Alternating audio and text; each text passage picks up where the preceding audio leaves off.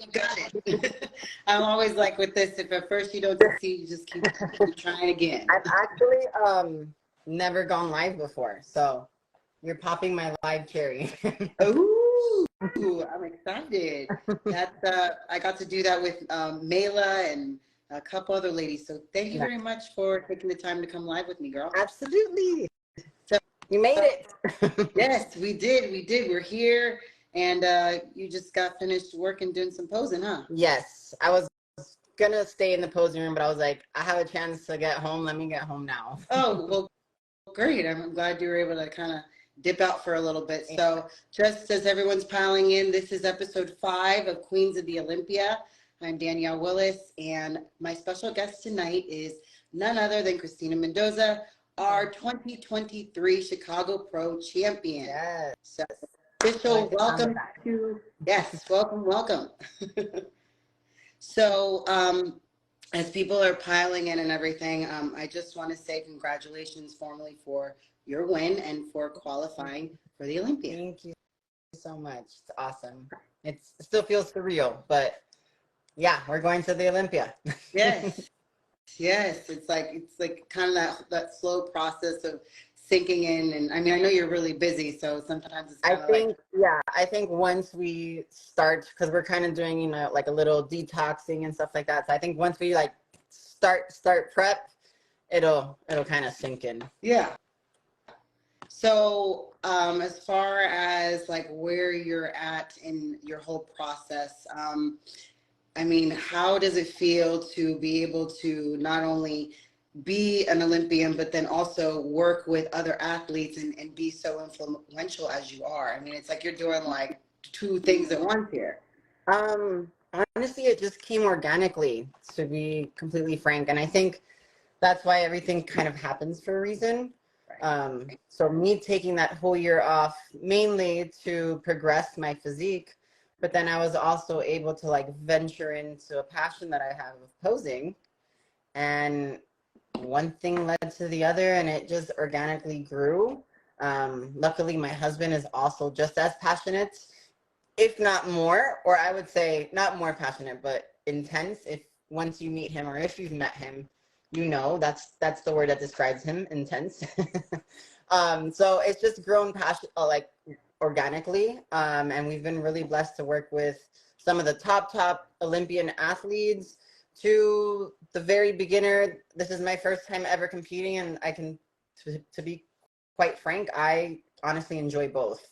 I love to see the transformations, like when someone walks in and says, I know nothing, and then to see them on stage, and whether it's not place or whether it's place overall, just the confidence of them to be able to, from knowing nothing to now gracing the stage, because we all know it can be a little intimidating, right? So to put themselves out there and to do it confidently, and the feedback that I get saying that's the best part, I think. Just they walk into the room and they're like unsure, you know, not knowing if they're good enough, or et cetera, and then leaving that room feeling confident, excited, and all that good stuff. So that's truly what I cherish. And I feel, as someone who, I mean, I'm a dance teacher, so I feel like when you're planting seeds, you're also growing and expanding as well. The more you give and serve, right, the more you can expand. Absolutely. So, and I think I've seen that within myself, personally, but also within my own posing. I've been able to, by teaching others, I've kind of been able to incorporate a little bit of different styles into my own posing, not keeping it so strict to women's bodybuilding, but bringing in a little bit versatile of all the divisions into one. After all, we're all female category, so I think it's not just one way that we need to pose in each division. It could be a little bit more broad when it comes to that. So I think hopefully we start to see that little bit more trend of, you know, the softer side of women's bodybuilding as well. I noticed that you fuse different styles. It's not just strictly classic bodybuilding. I noticed some was a little fused, which some would say would be physique. And, you know, I saw little transitions that you might even throw into like figure or something like that. Or I saw bikini those or little things, those little things that they matter. Yes. It's all the detail. I think sometimes we just focus like on the posing, but when I'm teaching, the posing could be difficult to learn, but that's usually the first thing that an athlete does learn. It's the transitions that can get a little bit more challenging for someone, from getting to one pose to the other, doing it gracefully and smoothly. It's easy to do one pose and then like step on over to the next and step on over to the next, but you want it to all flow nice naturally. Yeah, that's a very good point. Transitions are probably the key hardest to putting it all together. Yes. Right. Exactly. So speaking of putting it all together, you were able to put it all together and snag that win. So can you go ahead and tell those that are watching what went into this preparation phase? I know you touched on taking the break, but go ahead and delve into that more. Yeah, absolutely. So after Chicago 2021, me and my coach separated. We're still really good friends. It was just like conflict of interest, as she is a women's bodybuilder herself. So we just wanted to just remain friends and not cross that line, I guess you would say, is we'll be competing against each other. Not against each other, but with each other, but you know what I mean. So we decided to go separate ways, which is completely fine. So I was kind of left in the air, right? I've had my husband as a coach, my previous coach for Chicago 2021, and then one other coach, my very first time, like getting ready for my first national show kind of thing. So I like to stick to one coach. I think that's the best way for someone to learn your physique. When you're switching coach to coach, I know sometimes things don't work out and you have to make the change, but when you do that, it only, I feel like, postpones your best package, right? Someone has to learn your physique. Everyone is completely different. Even when you're with someone for years, they're still learning your physique. So I think sticking to one coach is best. I took my time to find this coach. Luckily, my husband is good friends with him as well. He had mentioned him at first, and I kind of took my time. I kind of reached out to a couple people. Communication has to be there. That chemistry has to be there. It is a relationship, especially if you're trying to be, the highest level athlete. You really need a good relationship with that coach. So I had a discussion with Matt Jensen. It went really, really well. We decided to start working together December of 2021. The initial discussion was, okay, we're going to start prep for 2022. And that's what we did. It was like a month or two into, the prep phase, easing into prep, that he was like, you know what, I think we need to take a full year off, the rest of the year off, and we really need to just grow, put on some size. We need a solid off season, so that we can really, once we do step on stage, we can make a statement, right? When you win, you want to be able to now go to the Olympia being competitive, not just win but you still need a few years or whatever to get competitive at the Olympia. So I did not fight him on it. I know that's probably hard for a lot of other athletes to do. Of course, I was like, oh, but I was really looking forward to competing, this year, as we all do. We want to compete back to back to back to back. And that's what I had been doing since 2016 when I first started. So we had the discussion. He said, I really think you need to wait. He said, if you want to push through, we can, but I'm just letting you know from my, experience and perspective, I think a good solid off year is going to do you justice. And I said, let's do it. So we took that nice long off season. It ended up being 2 years because it was 6 months after Chicago Pro till I spoke to him. I was aiming to compete 2022, but then we decided to take that whole year off, and then we kind of eased into prep January, and we kind of let my physique pick the show in a sense. We started like a light prep in January, and we just kept dieting down. I truly wanted to do New York Pro. I've always wanted to do that show, but I was like 8 weeks out from the New York, we discussed and we're like, we could do it, but it's not going to be the physique we want to bring. So we decided to just keep pushing, and Chicago was our next go-to. And that's what we prepped for that. But the good thing about taking this long off season was I got to not only give my body a rest, my mind a rest. I got to build my posing business, which would have been very difficult at the time if I was in a deep prep or anything like that, because it does take a lot of time. Other than that, it's been absolutely wonderful. Once we started prep, it was the smoothest prep I've ever had, ever. I think mentally I was ready to go. Usually we're prep to prep to prep, so we're kind of burnt out, or you're trying to eat everything you can within that time frame because you know prep is going to start. I'm sure we've all been there.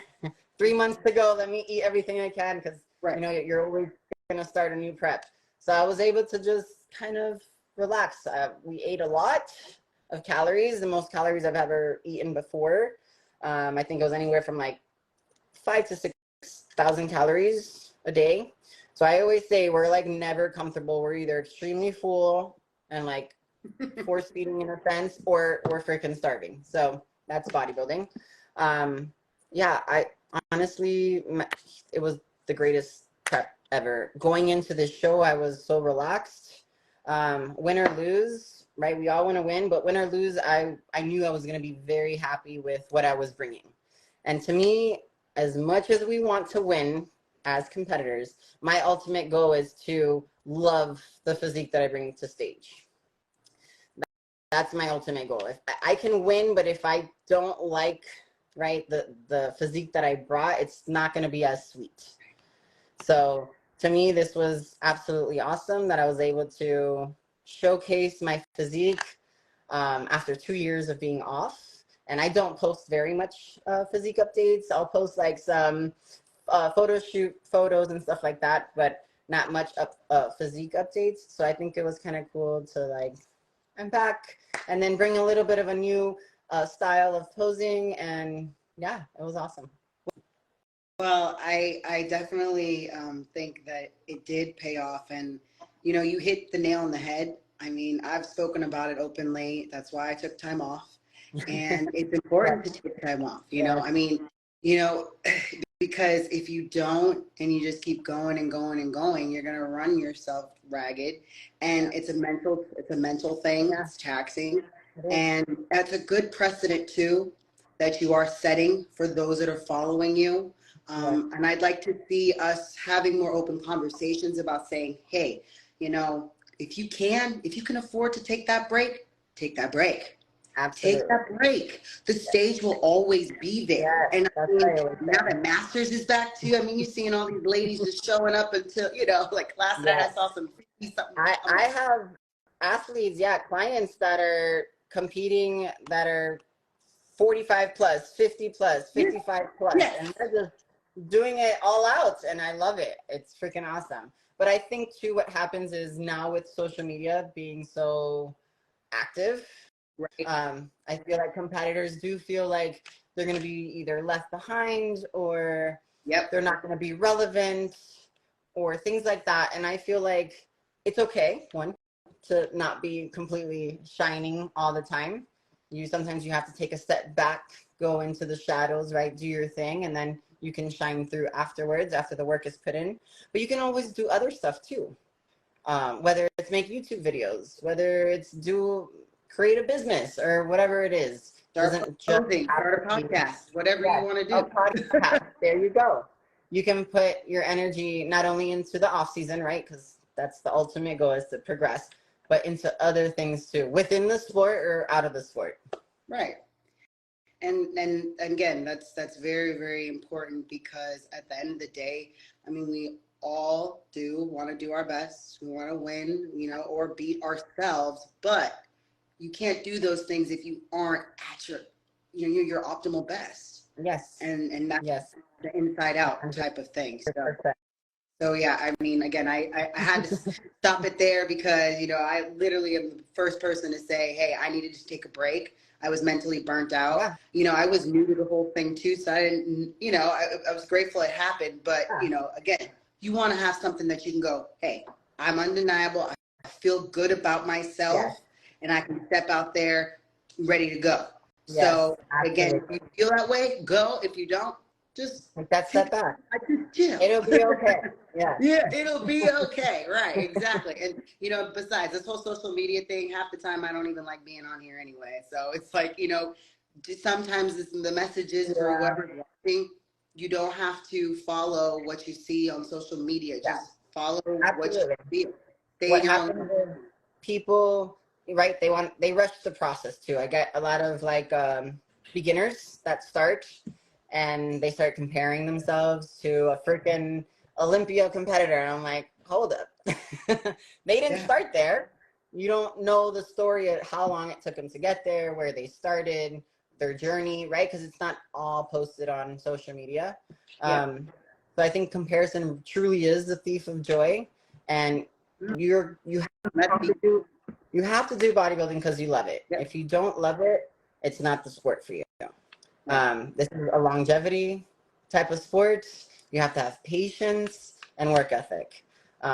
Cannot rush the process, because if not, the outcome is not going to be what you expect it to be at the end. 100%. Yeah, take your time. Slow and easy does it. So let's talk about how slow and easy you take your routines. That routine was lovely. Can you talk about what went into that posing and the choreo and all of that? Absolutely. Well, first, I was a gymnast, a cheerleader, dancer, but that's how I, back in high school and stuff like that.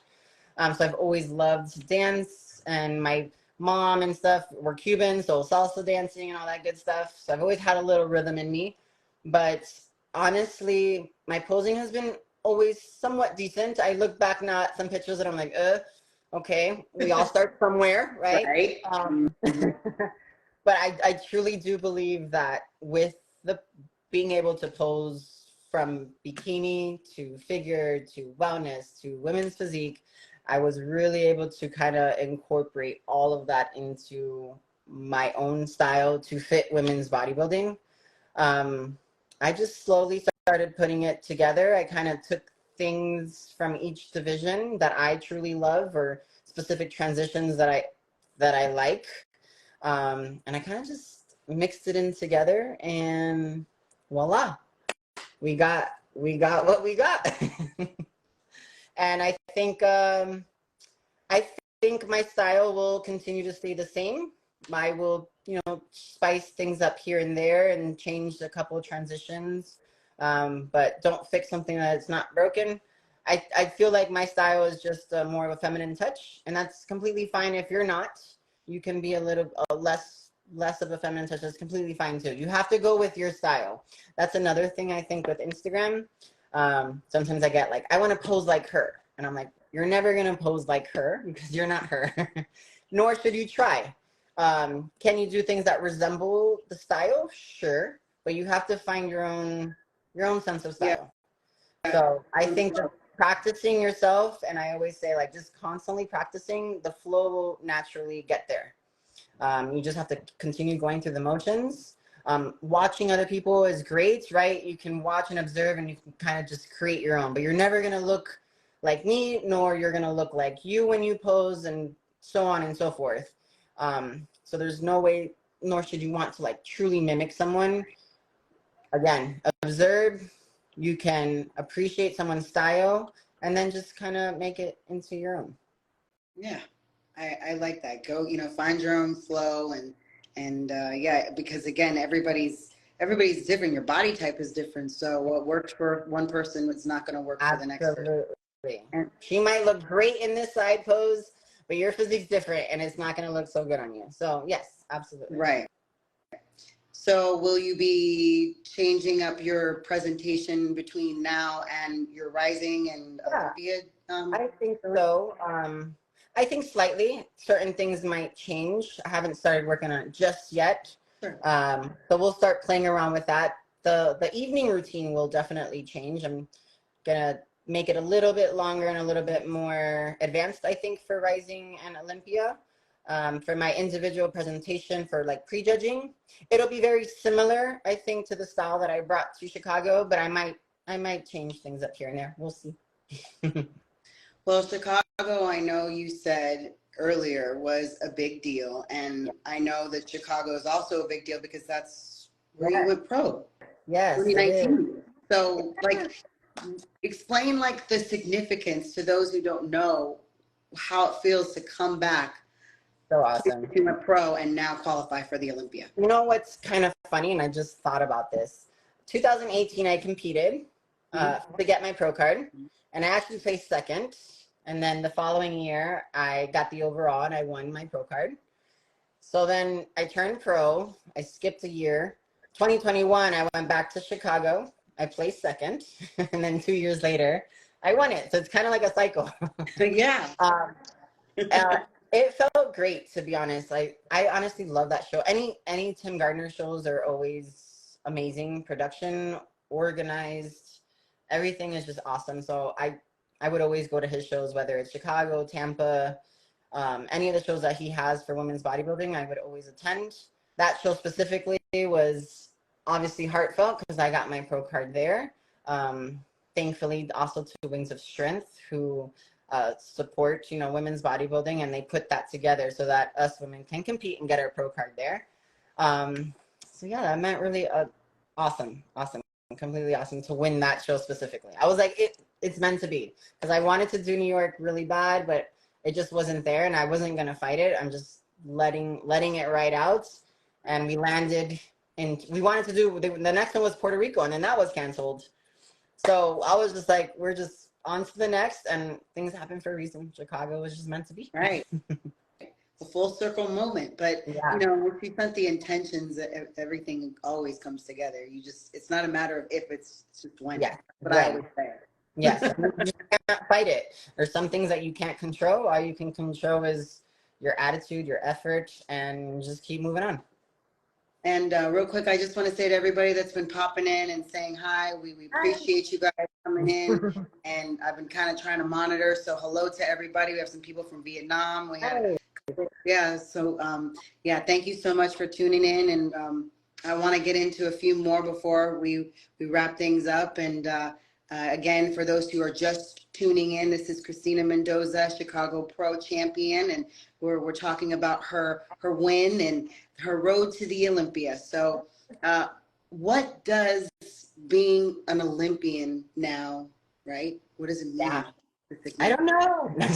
I know you said it hasn't, but if you could just take right? Like, and just like a moment and just encapsulate it in just a... This has been, I think, a goal from when I first started to compete. Yeah. And it's like a moment where, like, I knew I could do it, but like, I can't believe I did it, kind of thing. Yeah. But it just feels really surreal.